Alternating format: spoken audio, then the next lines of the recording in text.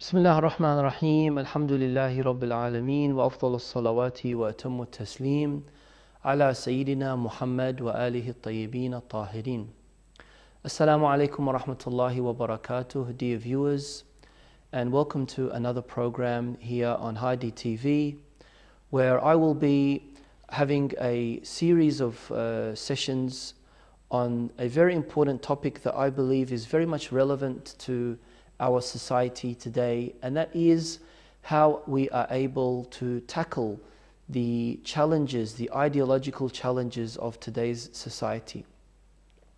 And we've called this program Beyond Belief, because the initial assumption that we are going to take is that you believe, or you are on that level of belief, or you're still trying to roam around and find what kind of belief system you should be affiliated to. Now, that kind of search itself is indeed a very, very difficult journey. You don't know how long it's going to take for you to settle down with some kind of systematic ideological belief where you're able to feel satisfied that it covers and encompasses all of the dimensions of your needs as a human being. Now, I'm going to try to stay away from large, difficult terms and try to simplify things as much as possible, because we know for a fact that in today's society we're very fast-paced. We're going at a very quick pace, and it's not easy for us to catch up on all the things that are happening around us.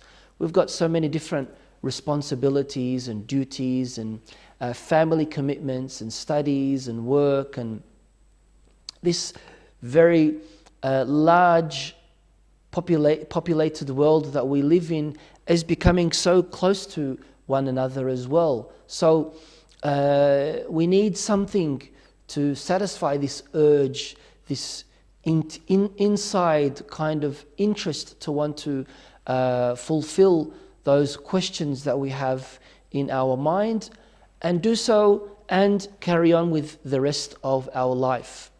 Now, why is it that when we do look at the society, or we look at the world and this globalized world that we are in, this mini village where we have quick access to everyone who's around us, either by a phone call or by a message or by an email, things that probably 20 years ago, 25 years ago, 30 years ago were not accessible by the average person. So these kind of things that we have today, which has made us see things with different eyes. We've also come across different kind of views that other people have.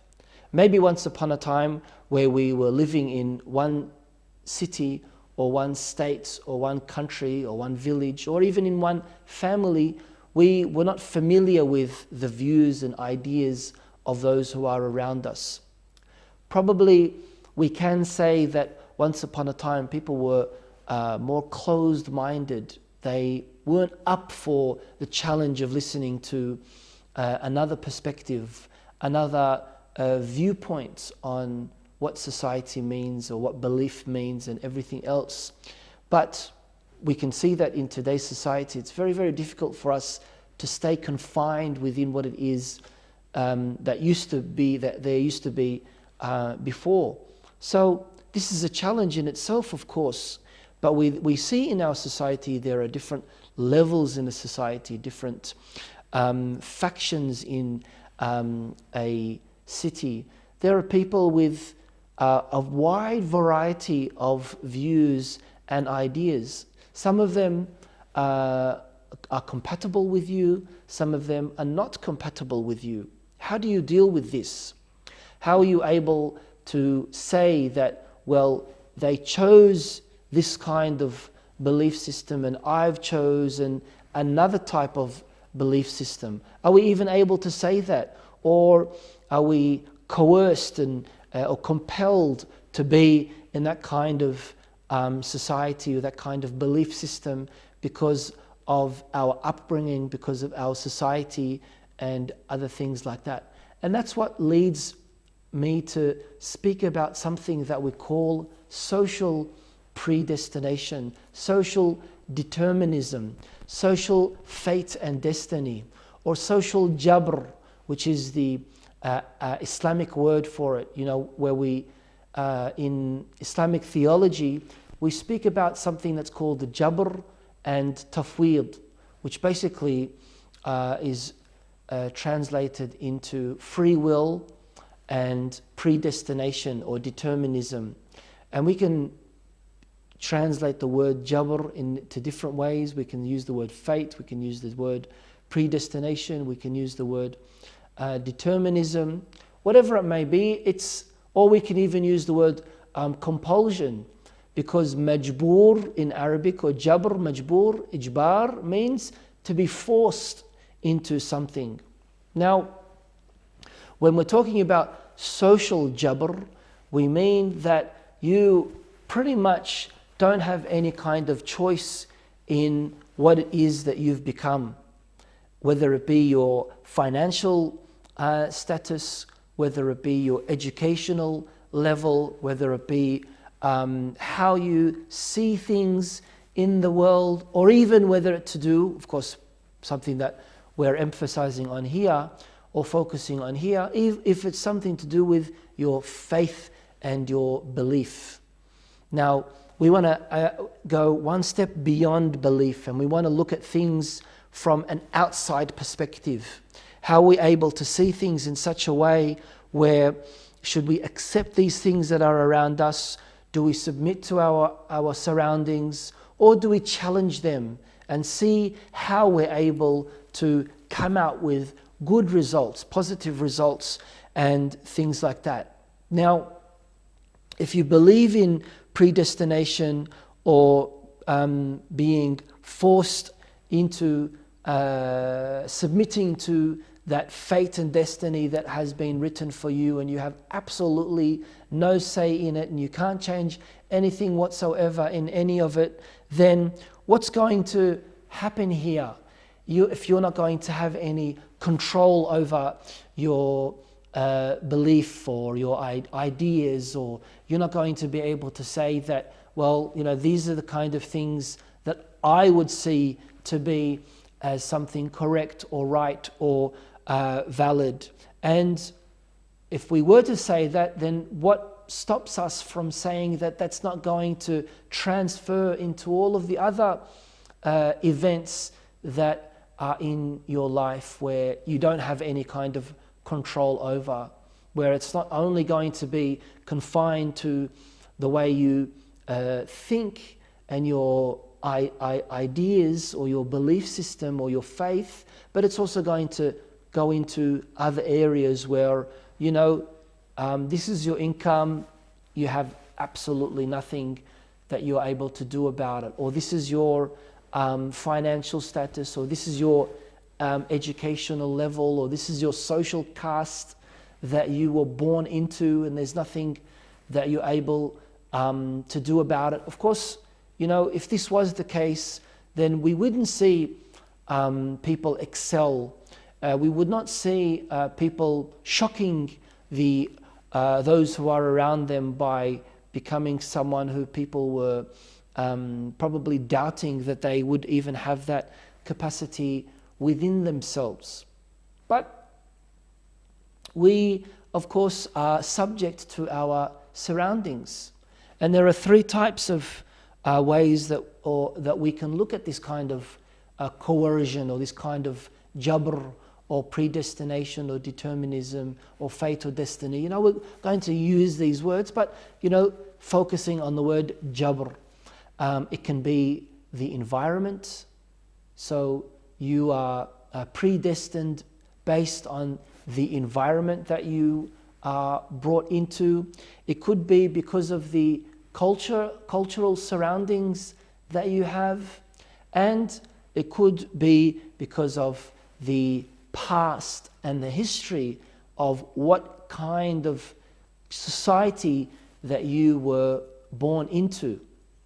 Now, just on a side note here, we know obviously that there is the biological element that also plays a role in what kind of person you're going to be as well. There might be some kind of restrictions or limitations because of an obstacle that you might have, whether it be a physical obstacle, whether it be some kind of issue, maybe a case that you were introduced to or born with, some kind of condition.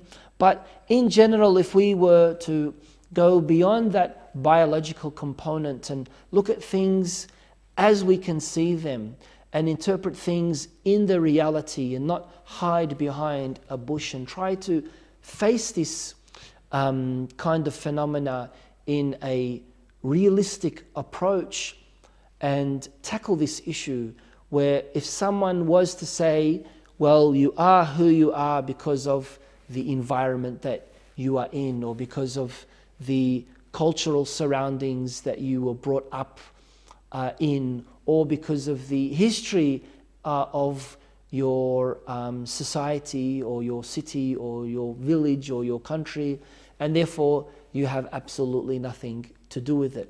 And we're talking not only about the financial status that a person might have, it might even be your moral choices. You might be born into a society that is very much involved in trickery or deception or ripping people off in the markets. And if you want to, there's a saying that says, if you're not a wolf, you'll be eaten by the wolves that are around you. So you have to be that person in order for you to survive in the jungle. So you have to adapt to the kind of elements that are around you. Is this, of course, going to be against what you morally accept? Of course it is. And therefore, do you have that choice of going against these social demands that have been created that are not going to bring about any kind of positive features in the qualities of you as a human being? Now, if we were to look at it in this particular way, then of course, why is it that someone is born in this kind of cultural mindset, or why is it that they are not able to do anything about their upbringing or anything else? Where are people going to get to if this was the case? If you're poor and you were born into a poor family, then you just need to give up and face the reality and submit to your surroundings, because there's absolutely nothing that you can do. Really, is that what we can accept as human beings, especially as people who believe that there is a greater role for us human beings on this world, where there's pieces of puzzles that we have a duty to fill? So, whether it be something on that level of being poor, or whether it be, you're a person who was brought up in this kind of environment that weren't religious, and therefore, whether you are religious or whether you're not religious, it's depending on your surroundings. Or whether we say that the choice is never going to be yours, and you have to accept what it is that's there in front of you as your will and your fate and your destiny. Of course, we need numerous sessions just to tackle all of these issues, but in principle, everything starts with knowledge. And that might be a very cliche kind of sentence, where everything starts with knowledge, and knowledge is power, and all these other things that we might hear being said. But the reality is that what initiates your strife towards any kind of, you striving towards any kind of goodness or any kind of positivity, or you wanting to get somewhere in this world, then of course it all starts with you obtaining knowledge, because that's what's going to give you a meaningful understanding of what your purpose is here on this earth. That's the key for your realization that you need to step out of that circle that you are in. And so when your choice is dependent on your will for change, and your will for change is dependent on you obtaining knowledge for that importance of changing. Why is it that we say that the worst thing that a person can be is idle, in the sense that they are stagnant? They don't have any kind of improvement in nothing around them. You know, they follow this kind of routine, and they might be content with what it is that they have, but they might not know anything more. Instead of you being that same person who goes to that place of work of yours and comes back, or goes to the room of yours and goes back and realizes that there's something more that you are able to achieve if you were to look at things from a different angle, to have another approach. That's where will comes in, and that's where choice comes in, and that's what we have as human beings. We are not coerced or forced to be in a particular situation, and nor are we forced in any way to accept that kind of fate and destiny of ours and do absolutely nothing about it, especially if it's not going to bring us perfection. Because one of the things that we all want, consciously and subconsciously, is kamal and perfection. Now, we might look for kamal in different ways. We might understand perfection with different interpretations, but ultimately, whether it be false or true, we are pursuing it and we want it. And that's what's going to bring about some kind of inner revolution within ourselves. So, knowledge is, of course, indeed very, very influential. It is effective. It will give results. And most importantly, it's going to trigger something within myself for me to pursue different avenues, look at things in a different way. And when I come across this kind of understanding, and when I see things with different eyes, then I'm going to look at things in a different way. I'm going to say, yes, even though we live in a globalized world, even though we are on a fast-paced society, even though there are certain demands for today's modern world, but there are still things that I need to cling onto. There are still things that I need to hold close to my heart. And these kind of things are what's going to bring me salvation. These kind of things are what's going to allow me to understand the true philosophy of life. And by doing this, automatically I will dismiss this kind of idea that I'm forced into living in this kind of way. No, I can make changes. I can change myself, and I can change those who are around me. You know what? We always hear this slogan being said: think globally, act locally. If I concentrate and focus on myself, then of course I'm sure I will make an impact around me. Now, when we come across a verse in the Holy Quran that speaks about our religion, Islam, and it says, Bismillah ar-Rahman ar-Rahim, Inna ad-deena 'inda Allah al-Islam, that the religion of God, or the religion that is taken by God, the religion that is accepted by Almighty God, is Islam. Islam in the sense of submitting to the Almighty, or in the technical meaning of what we have as Islam, the religion that we have with us today, and that was introduced by the Messenger of God, Prophet Muhammad sallallahu alaihi wa alihi wasallam. Now, if we were to say that inna deen inda Allah al-Islam, then how are we going to deal with the fact that there are other people who have another religion, or there are other people who don't have a religion at all? They might be atheists, they might be agnostics, they might have a man-made religion, they might be pagans, they might follow a different kind of ideological system. Or maybe even within your own religion, you might have someone who is of a different sect, or who's someone who observes a different kind of system of belief.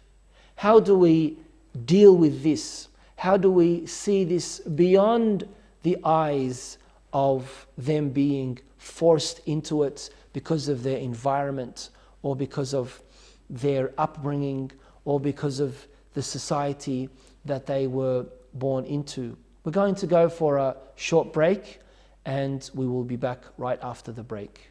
Stay tuned. Again, and welcome to our program Beyond Belief. You might have heard or watched a very interesting movie that's well known and won some awards as well, by the name of Slumdog Millionaire. Fortunately or unfortunately, I haven't seen it myself, but the gist of the program of this movie is that someone challenges the surroundings that they were brought up in, a slum area, and they want to pursue this ideal lifestyle of becoming a very rich, affluent person. And reality of the matter is, we can see that there are many people around the world who have changed their surroundings, who have done something for themselves, even though their upbringing or their environment was completely different, contradictory precisely to what it is that they later on became. And this has happened very, very frequently.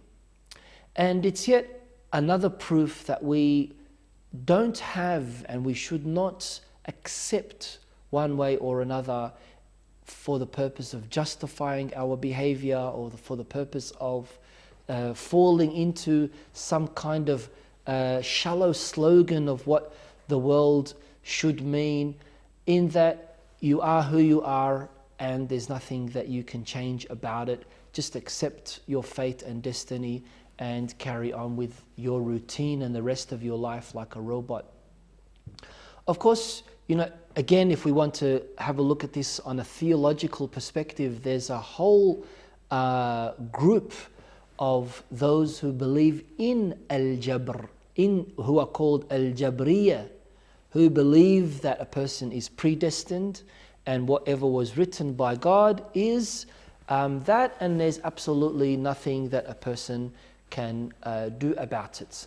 Now, in my opinion, of course, and I'm very sure that the viewers would also agree, this is a very dangerous kind of way of thinking, and it will sit you cold in where you are. You will do absolutely nothing in order for you to pursue any kind of happiness or felicity or any kind of success in this life. You'll break any kind of ambition that you have, because if you're not going to see this world as something good or positive, then you'll just sit there and you'll say, well, I'm a failure.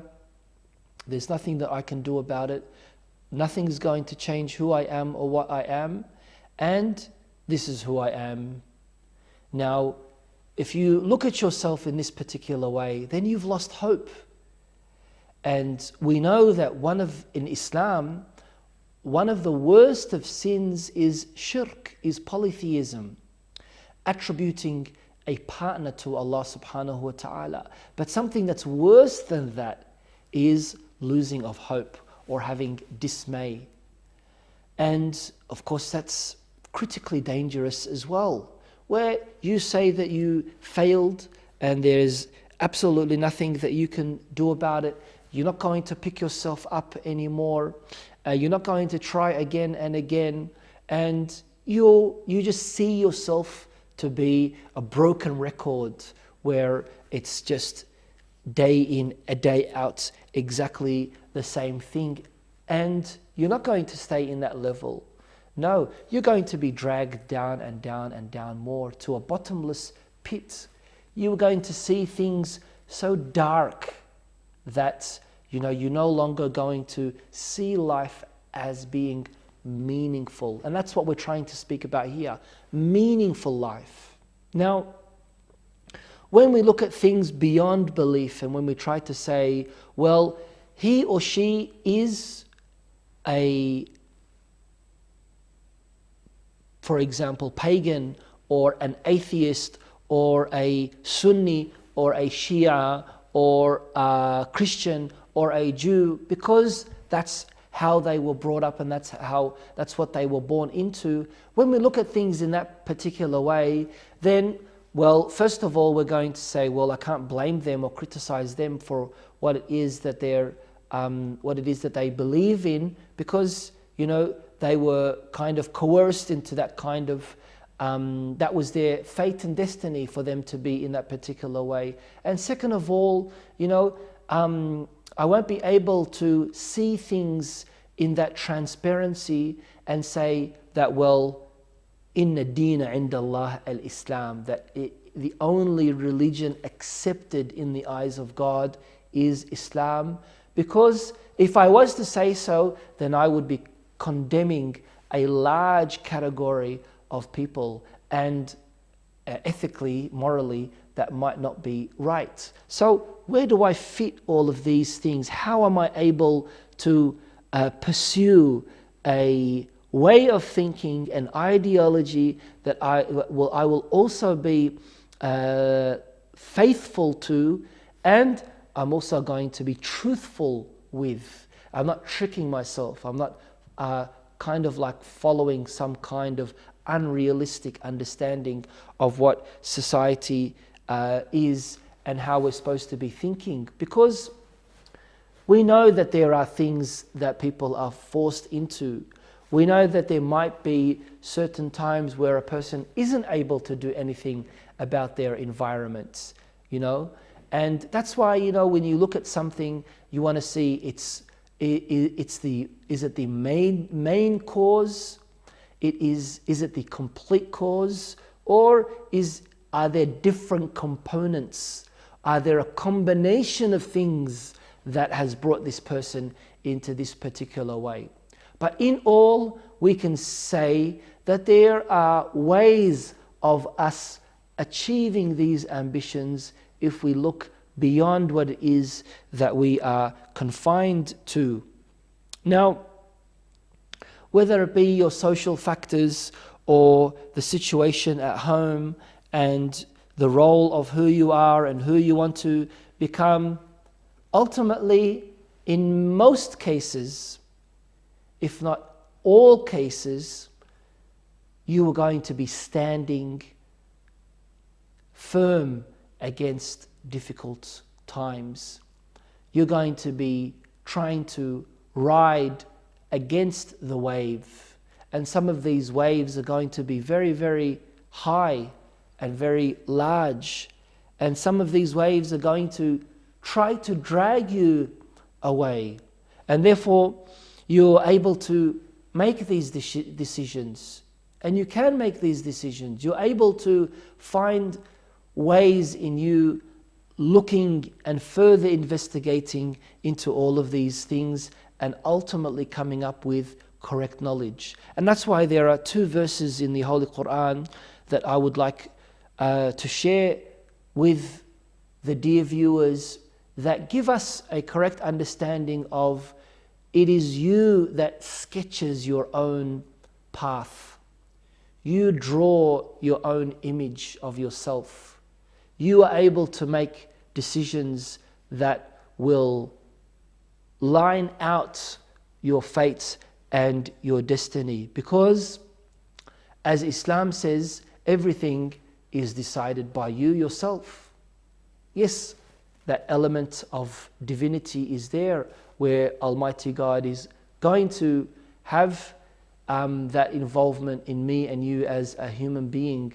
But ultimately, I'm able to choose which direction and which path I am going to take in this world. Or else, there's not going to be any meaning for me to praise or censure someone, for me to say something good or about someone who did something good, or condemn someone who did something bad, if they were forced to do that good and they were coerced to do that bad and they had no choice to do what it is that they're doing. Therefore, I cannot hold them accountable.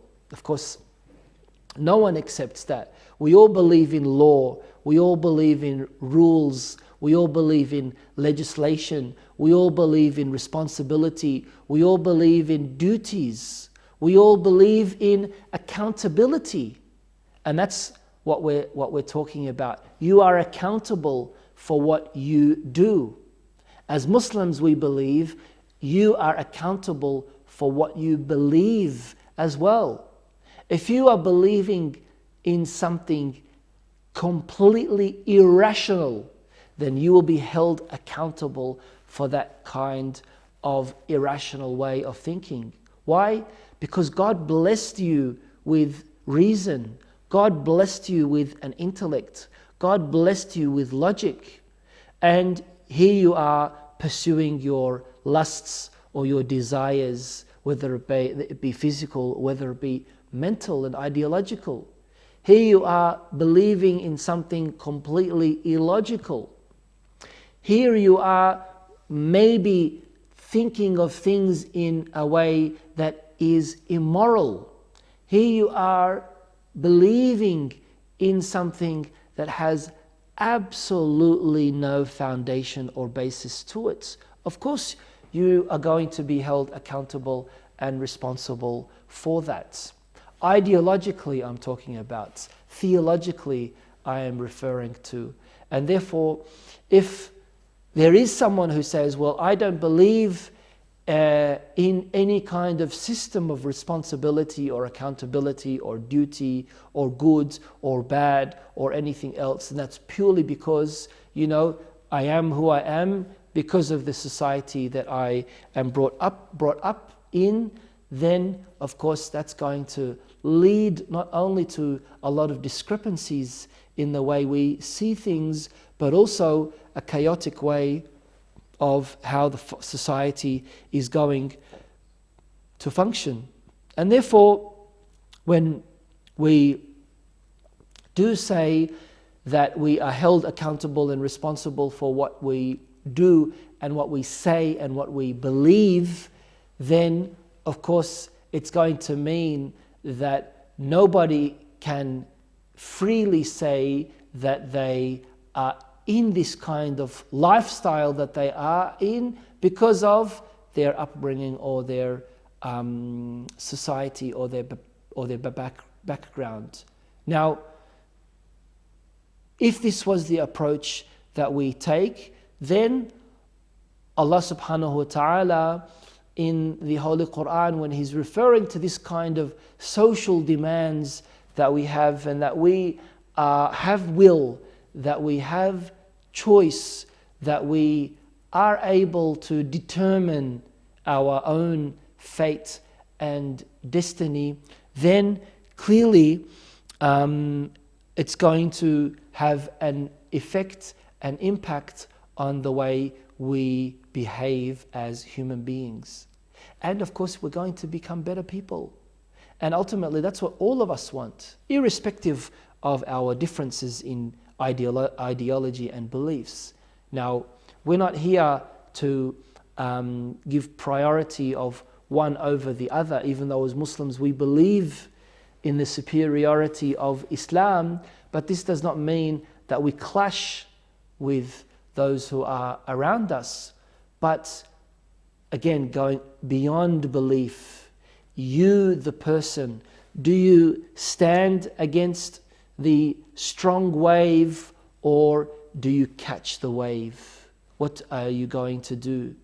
Now, if you believe in social predestination and there's absolutely nothing that you can do about your life, whether it be your financial, your moral, your behavioral, your educational, your ideological, then you're going to just catch the wave and carry on with what it is that you're in.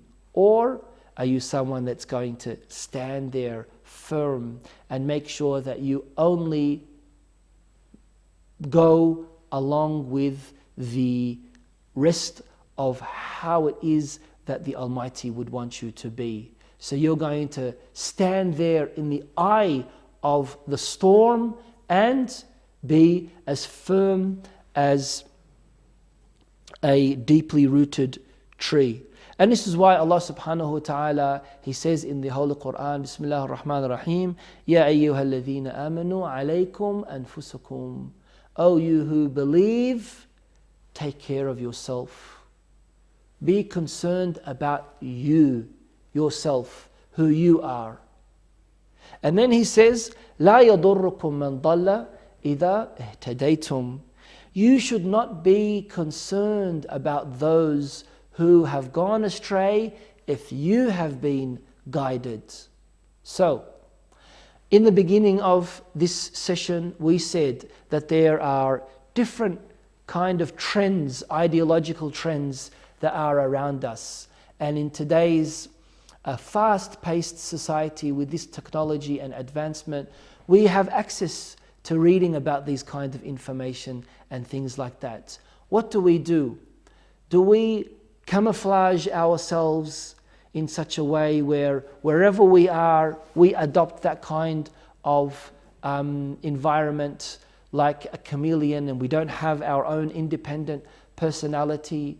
Do we think with rationale and try to stand against these kind of ideological temptations and the challenges that might be facing us today?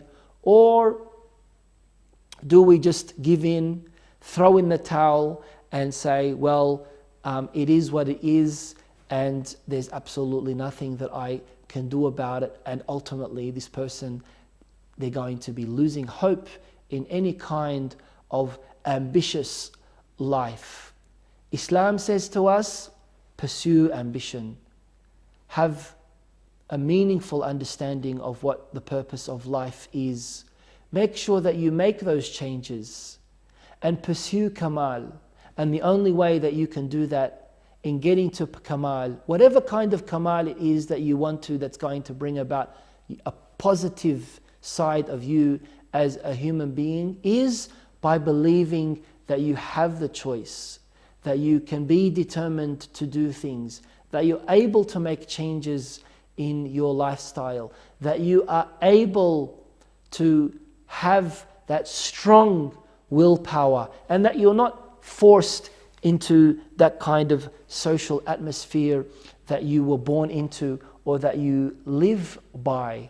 And these will open up many, many different avenues for you. Because beyond belief, looking beyond, stepping outside of that comfort zone of yours, all of these challenges and looking at them in this particular way will strengthen the foundations and the pillars of your faith. Inshallah, we will continue on with this very important topic of beyond belief in our next segment, and keep us in your dua. Walhamdulillahi Rabbil Alameen, wa salatu wassalamu ala Sayyidina Muhammad wa alihi tayyibin tahirin.